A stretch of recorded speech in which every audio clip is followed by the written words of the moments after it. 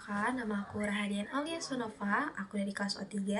Di video kali ini, aku akan membahas tentang buku yang telah aku baca yang berjudul Tenggelamnya Kapal Van der Wijk.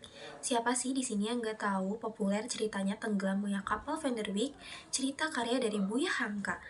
Nah, saking ramainya buku ini sampai diangkat menjadi film loh pada tahun 2013 dengan jumlah penonton 1.724 orang. Tenggelamnya Kapal Van der Wijk ini adalah novel roman tragis yang dilatar belakangi oleh konflik budaya antara adat istiadat Minangkabau dan kebebasan cinta. Novel ini menceritakan tentang seorang pemuda yatim piatu yang bernama Zainuddin yang kembali pulang merantau ke kota asal ayahnya di Padang Panjang, Minangkabau. Nah, di sana dia bertujuan untuk melanjutkan hidupnya dan mencari jati dirinya. Akan tetapi di sana juga dia berkenalan dengan wanita cantik dan terpelajar yang bernama Hayati. Hayati ini adalah gadis bangsawan keturunan darah khas Minangkabau. Singkat cerita, pertemuan mereka ini membuat mereka saling jatuh cinta. Namun sayangnya guys, akan tetapi hubungan mereka tidak direstui oleh kedua orang tua Hayati baik masyarakat di sana, dikarenakan Zainuddin ini bukanlah garis keturunan murni Minangkabau, yang dimana ayah Zainuddin memang berdarah Minangkabau tetapi ibu Zainuddin ini orang Bugis. Nah, makanya hal itulah yang menjadi alasan kenapa Zainuddin ditolak oleh keluarga Hayati dan tidak direstui. Hal ini juga yang membuat Zainuddin sakit hati dan harus meninggalkan Padang Panjang ke Surabaya untuk membuktikan bahwa dirinya bisa dan layak untuk Hayati nanti kelak.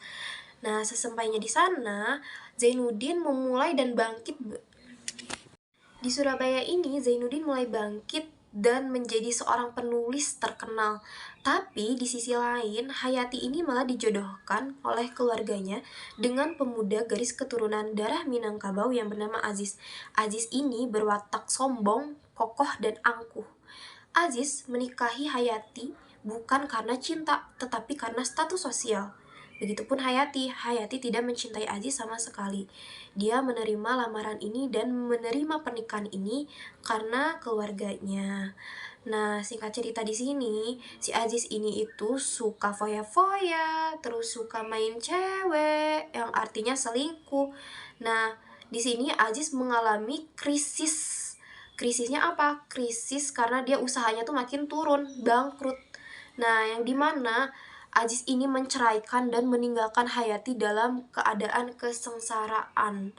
Zainuddin yang mengetahui Hayatinya ini telah dipinang oleh laki-laki lain mengalami kecewa yang mendalam. Akan tetapi, ketika Hayati diceraikan oleh Aziz, Hayati mencoba kembali ke pelukan Zainuddin. Akan tetapi, Zainuddin ini menolak karena rasa kecewanya yang mendalam. Yang sebenarnya Zainuddin sendiri itu tetap mencintai Hayati di dalam hatinya, di dalam lubuk hatinya yang paling dalam. Namun karena rasa kecewanya Zainuddin enggan untuk menerima Hayati kembali. Karena dirasa Hayati tidak diterima oleh Zainuddin, Hayati memutuskan pulang ke Padang Panjang. Nah, pulang ke Padang Panjang ini menaiki kapal Van der Wijk. Kapal Van der Wijk ini adalah sebuah kapal yang amat sangat besar. Namun guys, di sini itu ada kesalahan teknis, mungkin ada kerusakan sistem yang membuat kapal Van der Wijk ini tenggelam. Jadi ada Hayati di situ, Hayati juga ikut tenggelam. Nah, setelah itu mungkin Zainuddin langsung terbesit, terpikir kayak dia masih mencintai Hayati, dia harus mengejar Hayati, namun sudah terlambat. Sudah terlambat kenapa? Karena Hayati sudah tenggelam bersama kapal Van der Wijk itu. Jadi pada saat Zainuddin mengetahui bahwa Hayati dan kapal yang dinaikinya itu tenggelam, karena Hayatinya tidak bisa diselamatkan juga nyawanya, Zainuddin merasa kecewa, terpukul, dan merasa bersalah atas kematian Hayati, karena pada dasarnya dia tetap masih mencintai Hayati. Cuman memang dia agak kehalang oleh rasa kecewanya. Nah, cerita ini tuh menurut aku sangat amat menarik buat aku.